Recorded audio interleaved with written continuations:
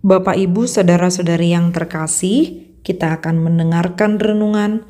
Marilah kita bersatu di dalam doa.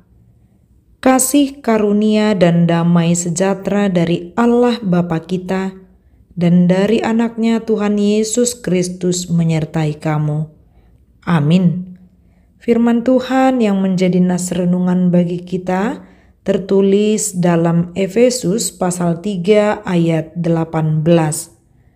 Aku berdoa supaya kamu bersama-sama dengan segala orang kudus dapat memahami betapa lebarnya dan panjangnya dan tingginya dan dalamnya kasih Kristus. Demikian firman Tuhan. Memahami kasih Kristus yang tak terbatas. Jemaat yang baik hati, berdoa adalah cara kita berkomunikasi dengan Allah. Berdoa cara kita mendekatkan diri kepada Allah. Berdoa adalah kebutuhan bagi kita orang Kristen. Itu sebabnya disebutkan Martin Luther, doa adalah nafas hidup orang percaya. Doa tidak hanya dikala kita senang atau mendapat keberuntungan, tetapi di segala situasi mendekatlah kepada Allah di dalam doamu, baik itu dalam keadaan susah dan senang. Berdoa tidak hanya sekedar meminta atau sekedar untuk memohon pemenuhan kebutuhan atau keinginan pribadi, seperti meminta kesehatan, meminta diberikan pekerjaan yang layak, atau meminta agar diberikan jodoh. Melainkan ada hal yang mendasar yang perlu kita pahami. Pada dasarnya Allah dapat melakukan jauh lebih banyak daripada yang kita doakan atau pikirkan, seperti yang ternyata dari kuasa yang bekerja di dalam kita. Selain itu dapat kita perhatikan dalam doa Paulus yang menghimbau jemaat di Efesus untuk berdoa. Seperti dalam nas ini. Dikatakan, aku berdoa supaya kamu bersama-sama dengan segala orang kudus. Siapakah orang kudus ini?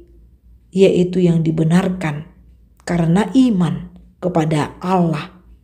Paulus dan segala orang kudus ini diajak memahami betapa besarnya, lebarnya, panjangnya, dan tingginya kasih Kristus. Memahami tidak sekedar pemahaman logika, tetapi panjang, lebar, tinggi merujuk kepada volume atau isi. Artinya, hidup atau iman orang Kristen hendaknya dipenuhi dengan kasih karunia.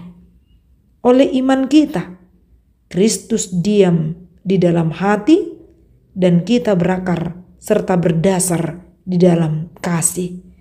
Itu artinya kasih Kristus tak terbatas melingkupi umatnya. Karena kasihnya kita diampuninya dan dilimpahkannya segala hikmat dan pengertian bagi kita. Di dalam kasihnya kita beroleh keberanian dan jalan masuk kepada Allah dengan penuh kepercayaan oleh iman kita kepadanya. Maka marilah minta di dalam doamu agar Roh menggerakkan hatimu memahami dan mensyukuri kebesaran kasih Kristus. Dalam Mazmur pasal 32 ayat 10, Daud pernah memberi kesaksian. Dikatakan, banyak kesakitan diderita orang fasik, tetapi orang percaya kepada Tuhan dikelilinginya dengan kasih setia. Mohon kepada Allah agar kita dipenuhi dengan kasih karunia-Nya yang memberi semangat dan kekuatan untuk semakin mengenal kebesaran kasih Kristus mulai hari ini dan sampai selama-lamanya. Kita akan hidup dalam kasih Allah yang tak berkesudahan. Amin. Marilah kita berdoa. Bapa yang baik yang bertahta dalam kerajaan sorga, syukur bagimu atas berkat dan besarnya kasih-Mu yang Engkau anugerahkan bagi kami. Di dalam nama Yesus Kristus. Amin. Salam sehat, Tuhan memberkati.